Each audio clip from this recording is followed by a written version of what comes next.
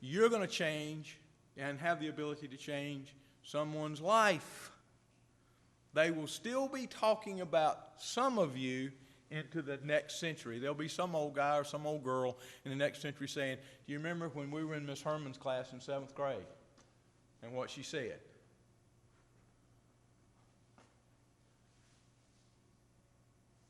We might be gone, but they'll still be talking about what you did. So you want to know why it's important? Why you as a teacher, your behavior, your ethics are important? That's why. You want to know why it's a news story? Like Dr. Welmers was talking about just a moment ago, when a teacher screws up? Because you guys have the power to change lives. You impact what happens to children and thus change the whole scope of things as things go on. So you're going to have to make sure you understand there's a code of ethics that you are required to follow. So we're going to talk about that for just a moment. As a professional, North Carolina has a standard of conduct for teachers. You can find it online. Basically, you're supposed to be honest, you're supposed to be above board, and you're supposed to treat your students with deference and respect, and you're supposed to, at all times, engage in appropriate conduct as a professional. What does that mean? You have a license to practice. You have a license to teach. That means if you deviate from that practice and something happens to a child, you're going to be held liable for that. So if you're a chemistry teacher and you don't do what you're supposed to do as a chemistry teacher, like that first lab is supposed to be a safety lab, you don't do the safety lab, you go in, something happens to a kid, you're going to be liable for that because you've operated outside of your standard of practice. If you're a physical education teacher and we're going to have full contact football in our PE class and we don't have equipment and none of that kind of stuff, and we go out there and a kid breaks his leg, well, what are you doing? Well, we're having full contact football. Well, you get my drift. The problem, though, is what about if you're a reading teacher? And what you do actually worsens child ability than it does to improve it. It's a little more subtle that way, but if somebody's going to get smart enough to say, wait a minute, teacher's not following the standard practice here, and therefore the child is going to slip backwards. So the bottom line is you have a standard of practice that you're supposed to adhere to within your teaching area, and if you don't adhere to that, you could be liable for that. So you need to be concerned about that, but at the same time understand that that's why you are where you are. That's why they don't just pass out teaching licenses to people walking down the street. That's why you had to earn your teaching license by going to college, getting a degree, studying your profession, and then putting that profession into practice. Not everybody can do what you do. It's amazing to me that you'll go wherever you go, church. Somebody will say, oh, well, I could teach. I know about that. I had a guy one time told me, he had a college degree. Why couldn't he teach? I said, well, tell me what you have a license in. I don't have a license. What do I need to have a license for? I know this, I know that. Well, what's your degree in? It was in something weird. It didn't make any sense. And he thought, I can teach math. Well, how does that translate into teaching math? Well, I took math in 3rd grade. Everybody thinks they can teach because they've been in a classroom. You all know full well that you can't do that. There's a standard of practice, and you have to do that. One of the things that I want to talk about for just a moment, because this not only impacts young teachers, but it impacts, we're finding that it impacts older teachers as well.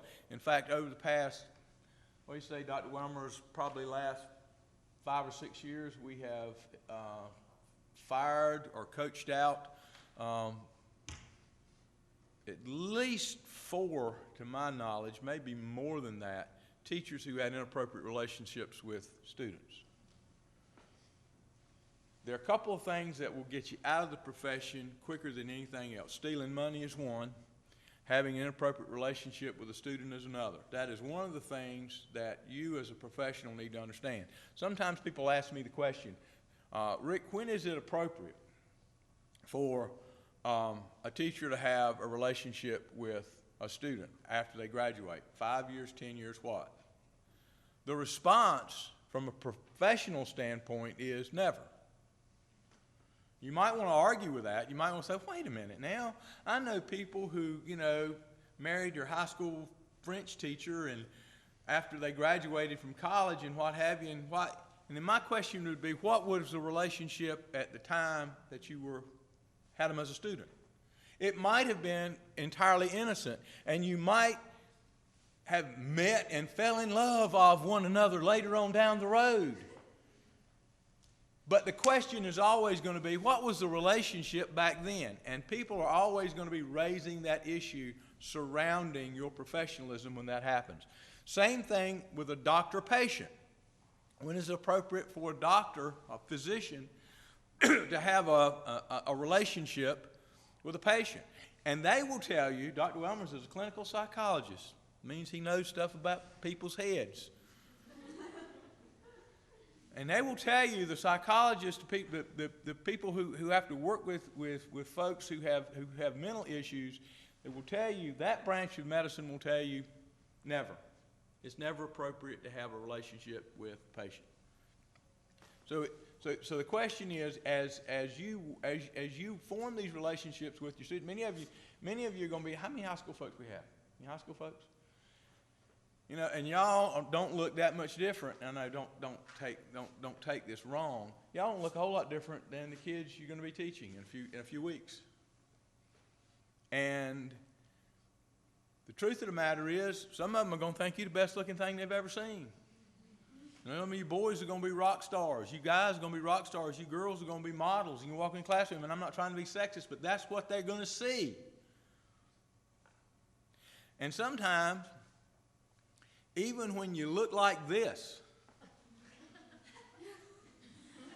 this ain't much. Sometimes people see in this things you don't understand because you're in a position, of authority, and sometimes that's all it takes for some people. So it's not all about the Hollywood good looks. Sometimes it's about other stuff. So you've got to be very careful about that, and you've got to see the warning signals. And if you see something happening in your school that you think a student is getting a little bit too, wanting a little bit too much attention, that's when you bring your principal in and say, look, we need to work on this. And you need to kind of kill that pretty quickly, because those relationships, those inappropriate relationships, will get you out quicker than anything else. And I don't care, guys, whatever the girls say to you, and they like to hang around you and that kind of thing, and you think it's all entirely innocent, and next thing you know, you're winding up in a situation that you wish you weren't in. Stay out of those situations. Guard your profession. Guard your character. Guard your ethics. Because very, very quickly, it can go downhill very quickly. Now, the quickest way you can get into a little bit of trouble in this day and age is through the social media situation. Most of you all, I get up here every year and I think I'm ahead of the curve, and I'm always 3 or 4 steps behind. One year I got up talking about MySpace, and the kids got what are they talking about? And then, Facebook, and then everybody laughed again because nobody's on Facebook. And all these other things that I can't even name. The Twitter and the Snapchats and all those kinds of things that everybody's on, and the Instagrams. And I understand even that's even passé now. There's some kind of thing I think where y'all can step into a hologram of yourself and go wandering off into cyberspace. Whatever it is, the bottom line is social networking can be your downfall pretty quickly. So you need to make sure you understand what are the policies that surround your behavior on social networking. And our Board of Education has a policy. It's policy 6082. 6082. You want to know about our policy manual?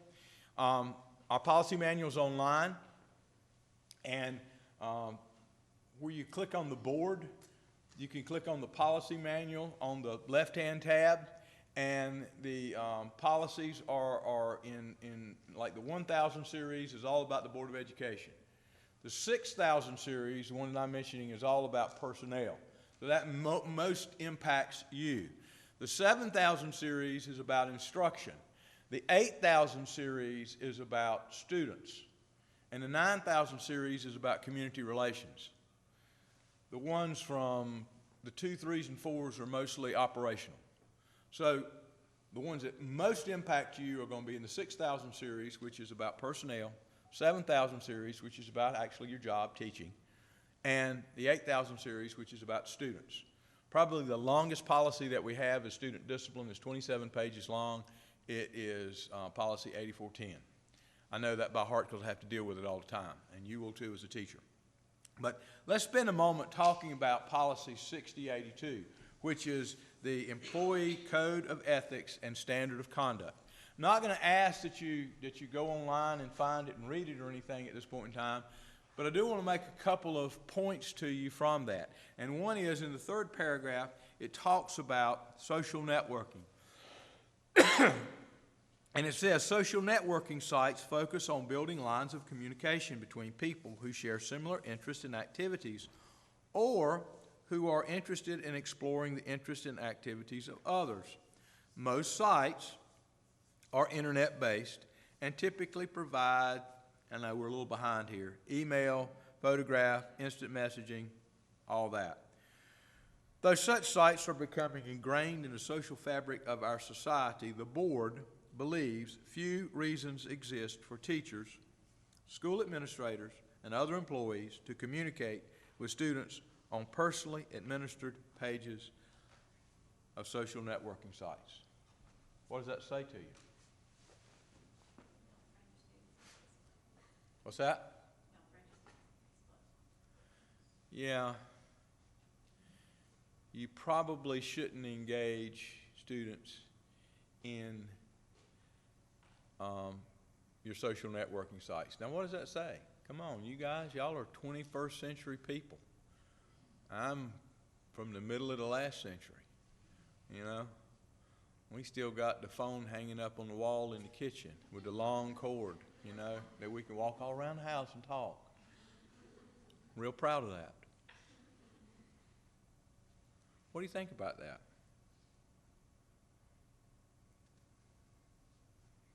What do you think about being able to communicate with your students via a social networking site?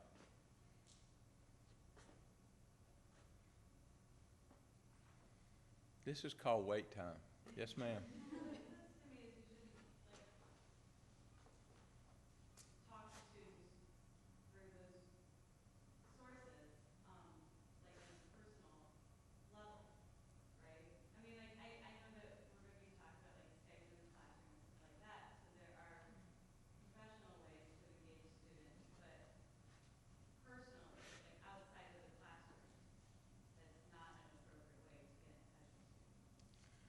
So there might be some acceptable ways of communicating electronically because we are in the 21st century. I mean, we can communicate with each other. I mean, they do have this thing called internet, and we can communicate. So you make a good point. But what about you? How do you separate personal from professional online? How do you do that?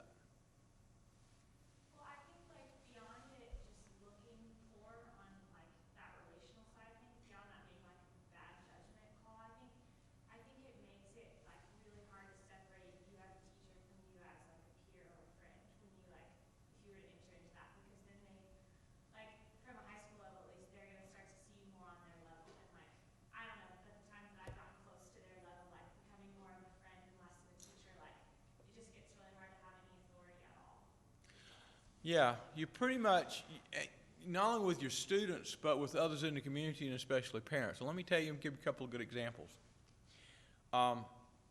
Several years ago, we had a situation where a teacher, because I know everybody likes to post online, I mean, everything that happens in their lives. I mean, nobody has an uninteresting life. Everybody, everything that's happening is of most importance. And by God, everybody's got to know about it right now. I'm going to put this on Instagram. I'm going to put this on my Facebook site. I'm going to do this. Well, a few years ago, some of our teachers were enjoying themselves in one of the establishments downtown. Y'all know the ones I'm talking about. This particular teacher posted a picture of herself drinking Jell-O shooters, standing on a table in one of those establishments wearing a bikini. That was all right, except it was a guy. No, it really wasn't. Makes for a better story. But it was a girl. And parents got a hold of this and were appalled. Came in, superintendent, had the pictures of this teacher. Clearly, Dr. Welmers called this teacher in. Had pictures. Brought the teacher in and said, tell me about this. The response that Dr. Welmers got was not the one he was expecting. He was expecting some sort of contrition. Well, you know, I was out there with some friends, and, you know, one of my friends had come back from overseas, and we was just, you know, we got carried away, and I'm really sorry it won't ever happen again. That was not the response Dr. Welmers got. The response Dr. Welmers got from this young teacher was, how in the world did you get your printer to print such clear pictures? Man, these are great pictures. I wish I could get my printer to do that. This day and time, y'all don't worry about printing because y'all don't print anything anyway. But, you know, that was a few years ago. We were still printing things. That was the response that he got. Completely and totally oblivious to the fact that they had basically just destroyed their integrity in just a few moments. Was it illegal if you're over 21 to be drinking Jell-O shooters, standing on a table downtown wearing a bikini? It's probably not a good idea, but it's not illegal. But is it something that as a second grade teacher you want to be seen doing? Now, it may not be a fair question. It might not be fair. I ought to be able to do that. But as a teacher, should you? And the problem that we have today is everybody on the planet is now a reporter. Whether you post it or not, whether you and your buddies take your pictures and on the town. One of the reasons, I'm going to tell you, and this sounds a little bit prudish, I'm really not, but a little weird. Every Sunday, the paper, we do still have this thing called the newspaper. Y'all heard about it? Most of y'all read it online if you read it at all. But we do have a newspaper, and it has a society section in it, lifestyles or something like that, some crap they call it. And they always have these pictures of these events, and always have these high rollers, these big dignitaries, you know, at the Red Heart Ball or some crap they're doing. And they're all standing around there, and they're all holding glasses. And it might be a glass of Diet Coke. One of the reasons why I don't go to these events, and I certainly am not going to have them standing there with me holding my Diet Coke, because somebody thinks, what is Dr. Holliday doing drinking? You know, and you might say that's not fair, but that's how people judge us. So you've got to be careful. And if you go downtown in your bikini, stand up on the table and drink a Jell-O shooter, somebody might take a picture of that. Somebody might think that's interesting. Post it somewhere. Next thing you know, it's all over the place. So my point to you guys is your online behavior winds up being your professional behavior. And like you said, it is very difficult to build the walls that we used to could build. You might could think, okay, I can separate my professional life and my personal life. But it's all becoming so tightly gathered today that it's almost impossible to do that. Your behavior, it's difficult. As my Uncle Marvin used to say, it's difficult now to slip off to the Moose Lodge and have a cold one without somebody knowing about it. The Moose Lodge used to have this wall, this board wall that you could park behind and go in the back door you didn't want somebody to see you slipping off over there to have you a cold one. You know, I'm a Baptist, have been all my life. And you know the difference between Baptist and Methodist, don't you? Anybody know? Well, the Baptists will not wave at each other inside the liquor store. They will not acknowledge one another. Methodists will.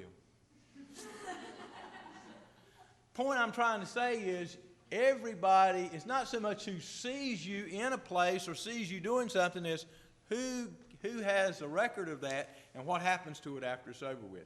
Every year we have an issue with a teacher. And more often than not, it's not necessarily a young teacher. It's not necessarily one of you guys.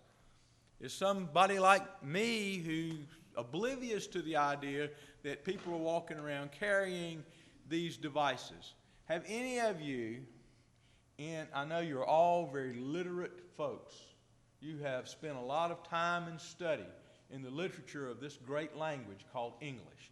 Have any of you ever read the novel by George Orwell, 1984? I see some nods. If you haven't, you might ought to go look at it. It's an interesting take. I mean, 1984 was a long time ago, but the interesting fact of the matter is this was written in 1948. And it was basically a dystopian prediction. Y'all like that word, dystopian? It was a dystopian prediction of how the world would be in 1984 under completely totalitarian rule. And everywhere you went, the government had cameras and were recording everything that you did. These cameras, these were two-way cameras called telescreens. You could see who was on the other side, and they could see you everywhere you went. So the government was monitoring everything that you did. I want you to understand, 1984 has come true, but it's not the government who has the cameras. Who has the cameras? We do. We do. Everywhere you go, there's a camera. Everywhere they go, there's somebody recording what we do. So you've got to be very careful in what you do and when you're doing it, and understand that it could wind up online and your parents and your students see it. So how do you all feel about that? Am I getting a rise out of anybody, or y'all just kind of, oh God? How do you feel about that? How do you feel about now the fact that everything about what you're doing is going to be basically chronicled and can be used against you?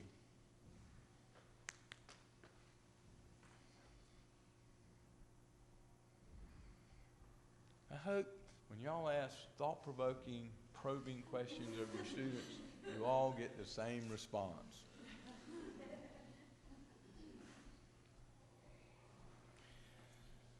Well, here's what the board says you have to do based on this particular policy. The board says that before you can engage your students in any kind of online social networking, you have to get your principal's approval. Your principal has to approve, and your principal has to have the ability to monitor that communication. So if you set up a site that you like for homework or for having conversations with your kids about making sure that if they need a question, if there's a math problem they don't understand, or you want to set up something for your parents, something of that nature, make sure that your principal has access to that, your principal has the ability to monitor that, and you're completely above board in what you're doing.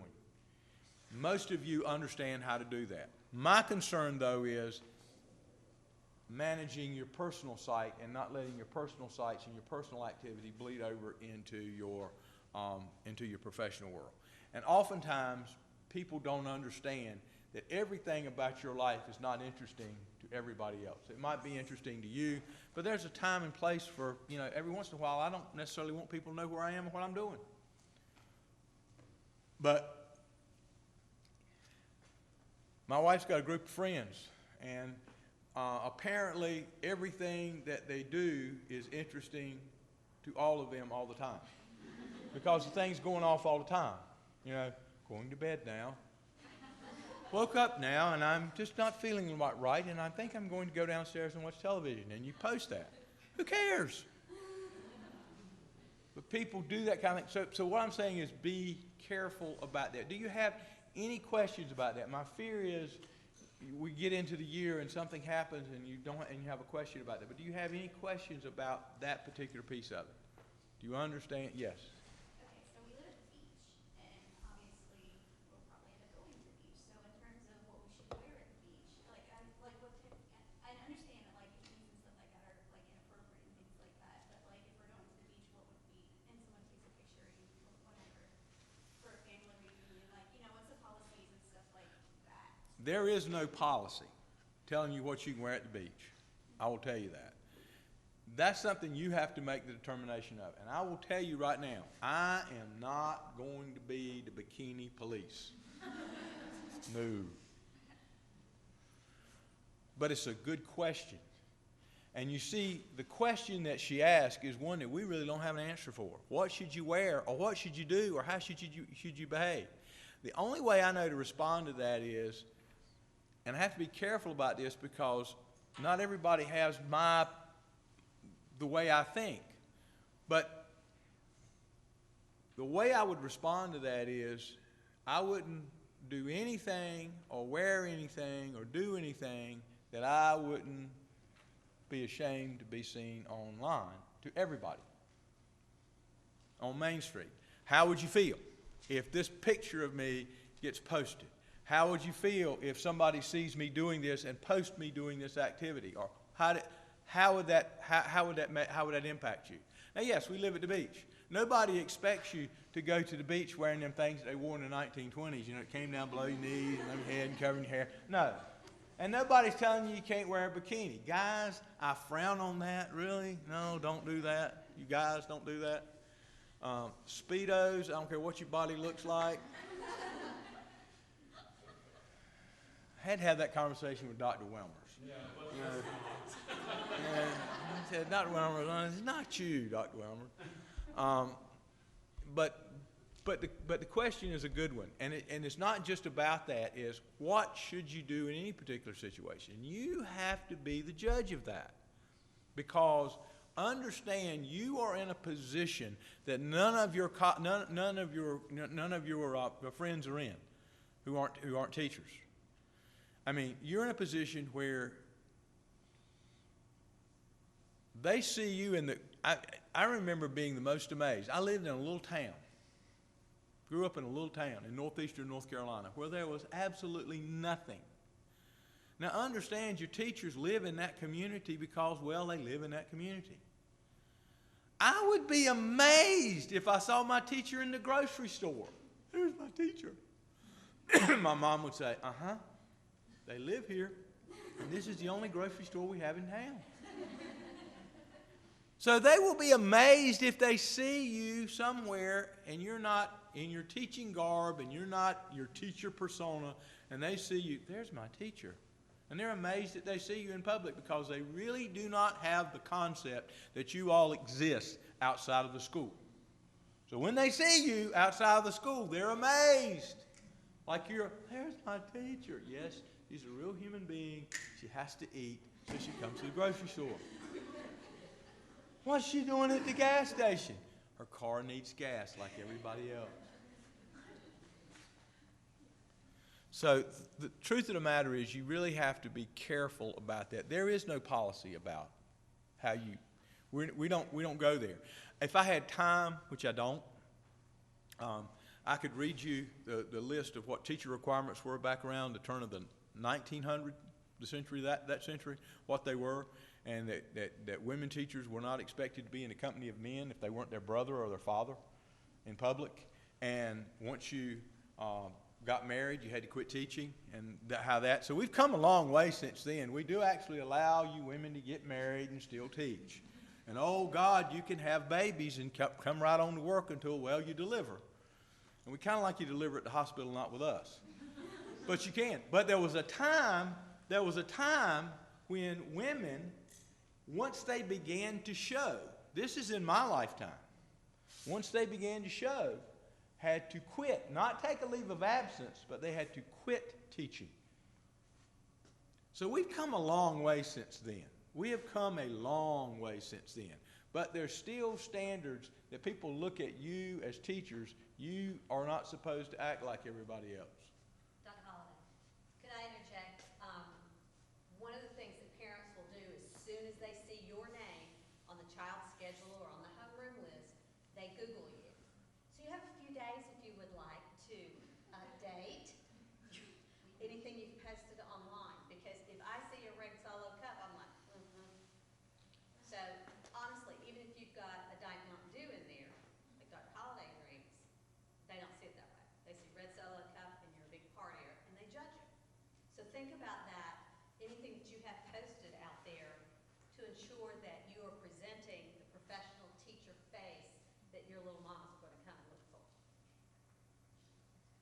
I forgot about the red Solo cup.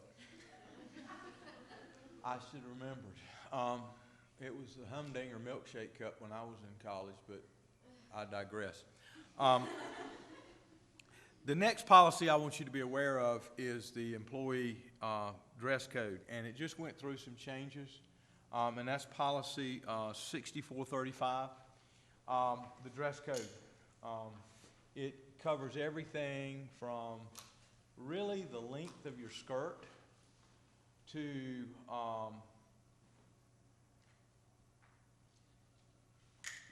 tattoos, piercings, everything that's popular today is addressed in our dress code. Now, whereas we don't have a dress code for what you wear on the beach, we do have a dress code for what you wear in the classroom.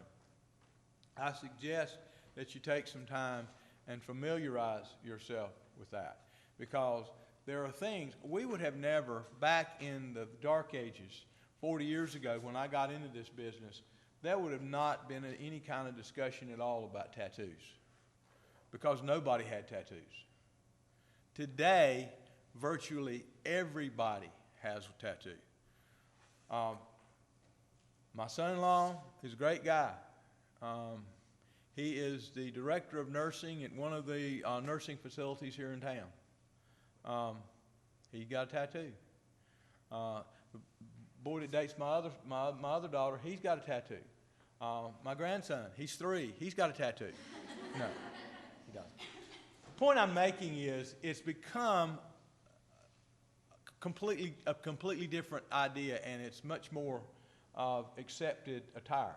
However, in a Board of Education, in some places, look at that as something that's a concern, and you need to understand what the rules are governing a tattoo, and what the tattoos have to be. If it's in certain places, it's got to be covered, and it also can't be vulgar, and so that's why you have to think about it when you're getting those and you go into a professional place of work.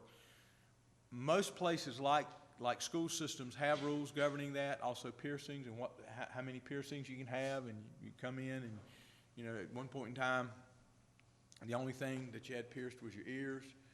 Now there are piercings in places that I don't want to talk about. But the issue is you need to be familiar with that. You also need to understand that the people in charge of the dress code are the principals in your building. The last line of the board policy is the principals are responsible for interpreting and judging that. So if you've got a question about your dress, you need to make sure that you talk with your principals about that. Because, again, that's something that your parents see, and people in the community see, and your kids see. And one of the things that our board members are apt to say to Dr. Markley, Dr. Markley's fond of saying this: the Board of Education has one employee, and that is him. So everything that happens in the school district, Dr. Markley gets. And if board members, and we have a pretty good board. I mean, we really do. But they have some ideas. And we have board members that will walk into a school and they will come back and tell Dr. Markley, I didn't know the difference between the students and some of the teachers, because they were all dressed the same. They all look the same. There's no delineation. So you really need to kind of separate yourself how you dress from how the kids dress. And I'm not telling you got to look like a prude, or you got to look weird, or you got to look like this. God knows, don't look like this. But you do need to separate yourself, and you need to have a professional demeanor. And what that means has kind of evolved over the years. But at the same time, that's one thing you want to have a clear delineation on, is you don't want to go in, you know, I need to relate to the kids. Well, relate to them, but look like a teacher. So understand that piece of it. I'm not going to spend a lot of time going into depth of the dress code, because the dress code is what it is. And when we become employees of an organization, we accept the fact that they can require us to dress in a certain way. Now, where you may have some questions, got any social studies teachers in here? God bless you. That it? Just one? God.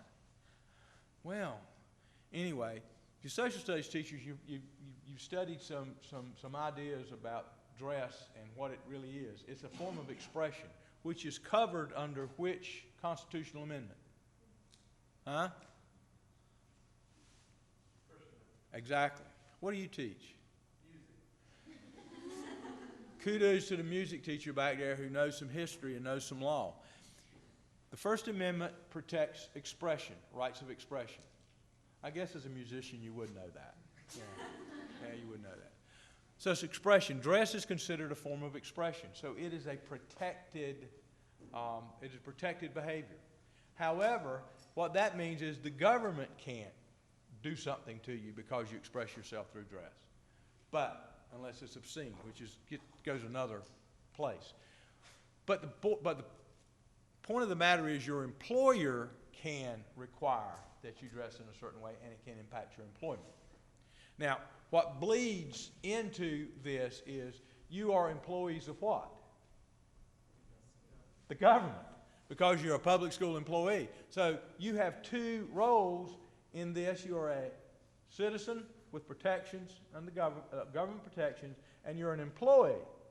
Now, what a court case back in the 1960s during the Vietnam War did was it protected the rights of teachers and students, and it guaranteed their constitutional rights and that they couldn't be impeded unless it caused some form of disruption to the organization. That's Tinker versus Des Moines. Back in 67, 68, somewhere in there, the Vietnam War was at its height. A lot of people in this country were upset about it, and there was lots of protest all over the country.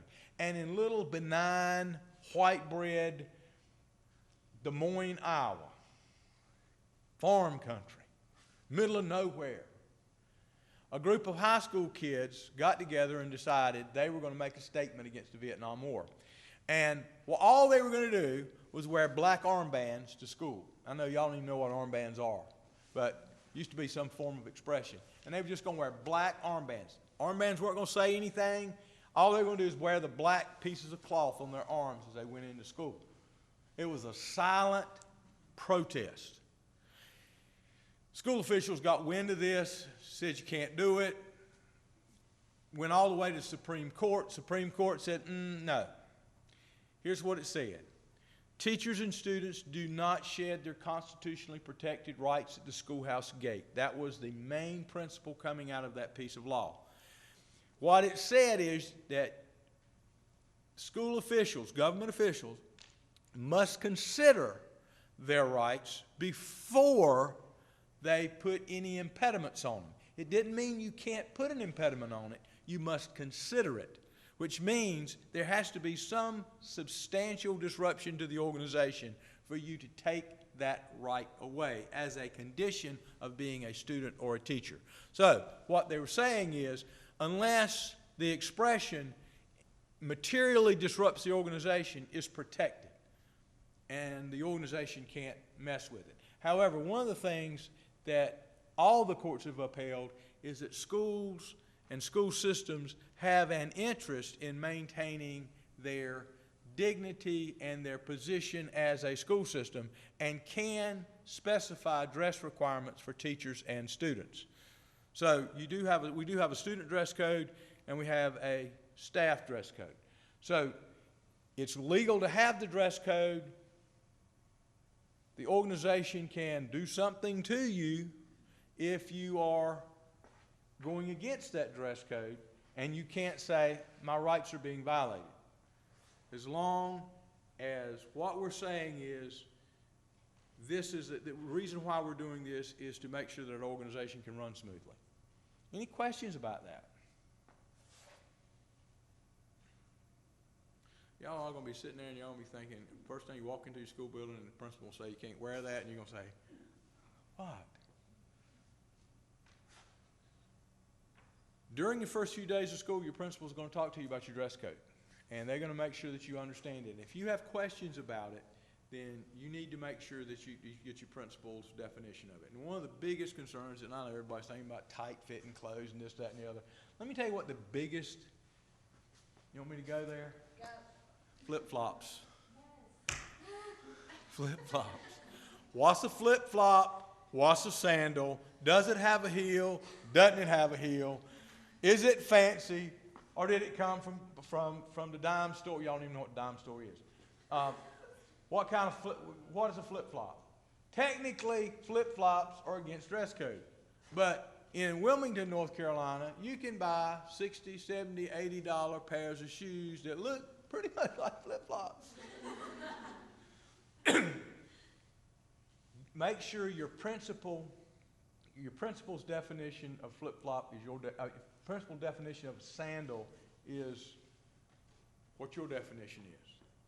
Because I've been in buildings and it's all over the place. And I will tell you right now, when I was a principal, I told my staff, here's what it looks like to me, and I'm not going to be the flip-flop police. Do not come into my office and say, these or these. I don't want to know, you know.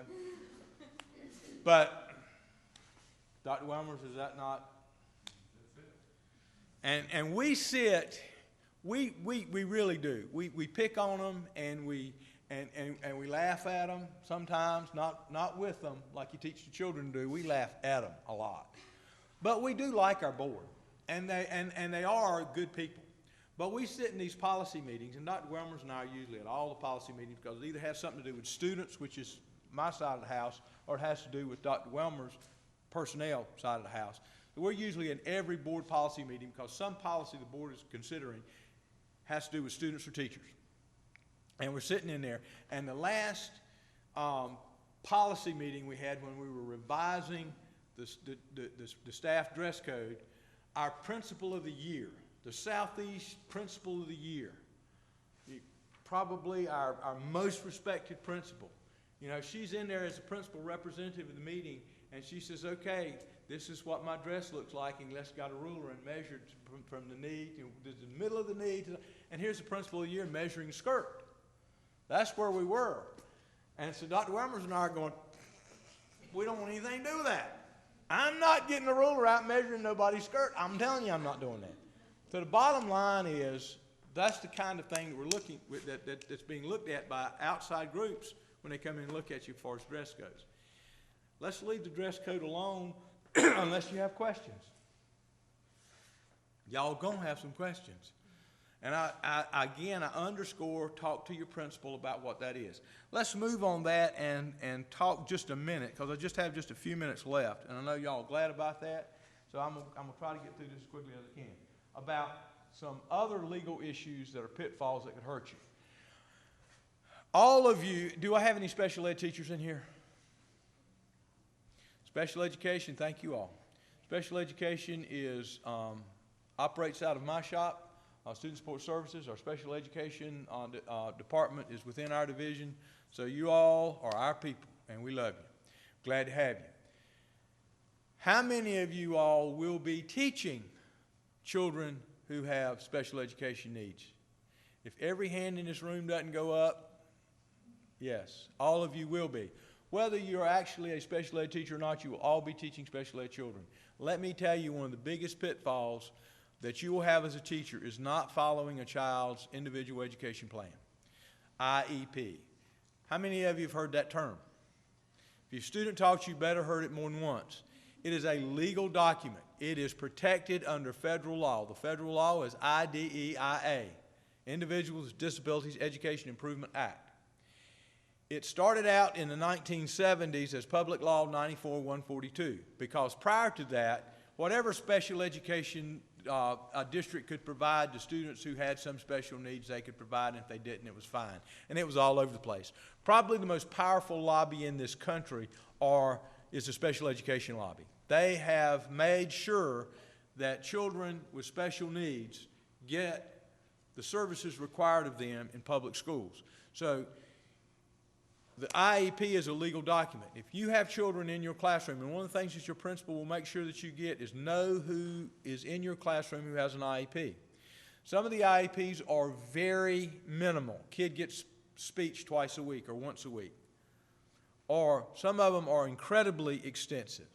Kid has multiple needs, but because special ed children are required to be in the least restrictive environment, many of them are going to be in your classroom sitting alongside what the law calls normally developing peers. If you can find one of them normally developing peers, bring them to me. I want to meet one.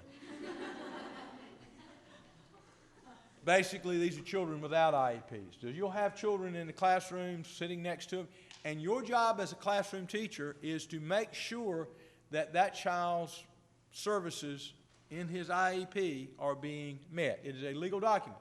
You cannot come up down the road and say, I didn't know, or we didn't have time to do that today. Because if you violate a child's IEP, it costs the district money. And you can't do that too many times. You have to be very careful about making sure you follow those IEPs. Also, there is another legal document called an IAP, Individual Accommodation Plan. Anybody ever heard of one of those? Crickets. You've heard of a 504? That's what an IAP is. Individual Accommodation Plan through Section 504 of the Americans with Disabilities Act 1973. That act was started off as a workplace accommodation. Someone has a disability, either temporary or permanent, in the workplace. The employer's responsibility is to provide a reasonable accommodation. Doesn't mean you have to change the job, but they can do a reasonable accommodation. So if some kid has some disability that's not covered under IDEIA, they may be eligible to receive accommodations, which is not services, under the Americans with Disabilities Act, Section 504. And your 504 coordinators in your building will be able to help you with that. We'll also tell you the children who have 504s, and failure to follow those guidelines will get you into trouble quicker than anything else. So make sure you understand who your children are who have 504s and who your children are who have IEPs. Because if you don't know that and you fail to follow the IEP, you're not going to be able to come back at later on when we're in mediation or we have an OCR complaint from DC. They come down here and want to hammer us and say, okay, this teacher didn't follow it, and you're on the phone, and we've had these conversations. We have to have telephone interviews with the people in Washington, D.C. if a kid's IEP is not being followed and the parent goes all the way to D.C., and we have the teacher in there who's being interviewed by an OCR lawyer in D.C., it's not fun. I mean, you need to have your documentation together to make sure you do that. And I'm not telling you that to scare you. It's just part of the job. It's part of the job. Following the child's IEP or the accommodation plan under Section 504 is a legal requirement. It's not something you can do just because, well, we can today, but we can't tomorrow because tomorrow we're going to be doing X, Y, or Z. Have to follow it all the time and make sure you get what you're supposed to. With special ed, you're going to get a lot of support. With the 504s, it won't be as much support. It'll be building level support. But with the IEPs, you'll have people in your building that will be able to assist you with that. Any questions about that? Yes, ma'am. Are the PEPs, are those, I saw legislation was running them out? Yeah, the personalized education plan was something that the General Assembly required that said in any child who was failing or slipped below a certain level in reading, you had to design a personalized education plan. Most of those have kind of gone by the wayside of other legislation. But don't confuse that with an IEP. The personalized education plan is for a kid who is failing, and you have to supposedly, theoretically, write one for every child who's falling below the line. A legal document, but not like an IEP, which is a federal piece of legislation that will get you hammered. But a very good question. Any other questions about that piece of it? One other thing before we close out here, and I've got just a few minutes, as I want you to be aware of. You as a teacher are technically a government agent. We don't give you a gun, we don't give you a badge, but you're a government agent, which means you act in place of the government, which means you have certain protections and immunities under the government. So if you're acting as a government agent, which means if you're acting inside of the policies and laws, you're acting inside of the board policies and inside of the state laws of what governs what you do, you are protected and your behavior is protected. So if you get sued for something that happens, and you are doing what you were supposed to do as a teacher, what board policy requires of you to do, and what law requires of you to do, and something happens and you get sued, you enjoy the full protection of the school board and the state. If you are acting outside of that, you do something outside of policy, outside of law, and something happens and you get sued, you are acting as an individual, and you are not covered. So you need to know what the difference is. If something that you're doing is a violation of state law or policy surrounding what you do as a teacher, and something happens, you can be personally liable. Not the school system, but you. If you're acting and doing what you're supposed to and something happens, the school system and the government stands behind you. What's the difference, you might want to say? All right, we had controversy a couple years ago. Real controversy. Probably one of the worst days of my life. When we lost a child. We lost a child at one of our baseball practices. Child was pitching batting practice. And everything was being done right. Child was pitching behind the L screen. If you've ever watched a home run derby on TV, you see the pitcher standing behind this thing, looks like an L screen, he's throwing, he's protected. Ball comes off, kid's head comes out from behind the L screen, ball comes off real quick, hits the kid right behind the ear. Kid collapses, does not recover.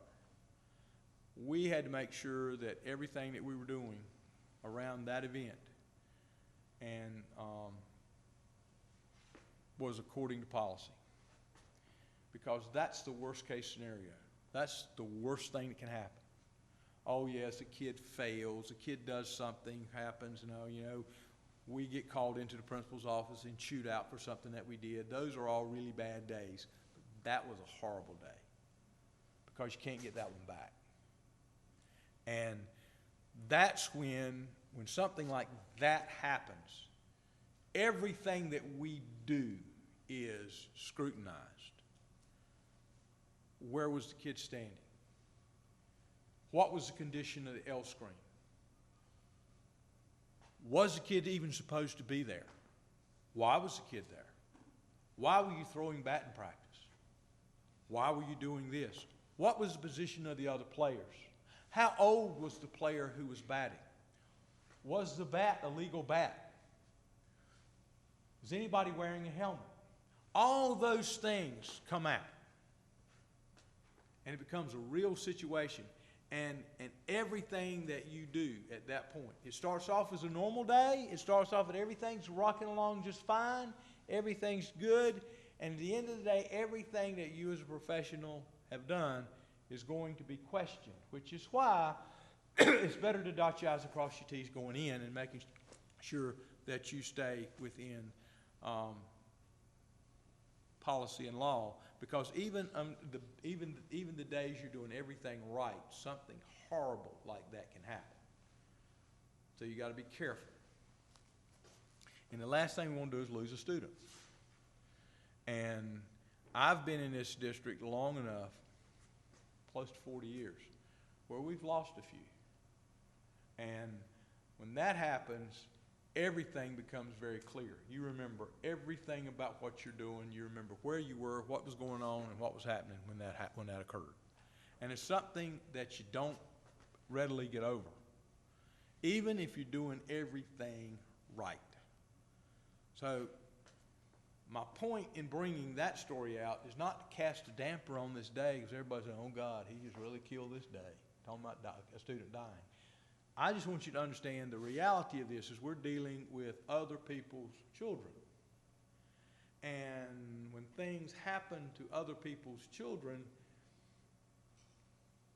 everything that we do is under a bright spotlight. Be careful. Do you have questions for me? covered a lot of stuff, talked about a lot of things, shot a lot of bull. Any questions about anything I missed, Marcia? Anything I missed? Okay. Well, I wish you well, and glad you're here. I'm glad that you've decided to join us. A few years ago, we didn't even have a BET group because we couldn't hire new teachers because we were in a crisis. To see a room full of you all really excites me, knowing full well that in a few years I'm going to be dead and y'all going to have to carry this thing on. Because as you all are beginning your careers, mine's winding down. So good luck and have a great rest of the day.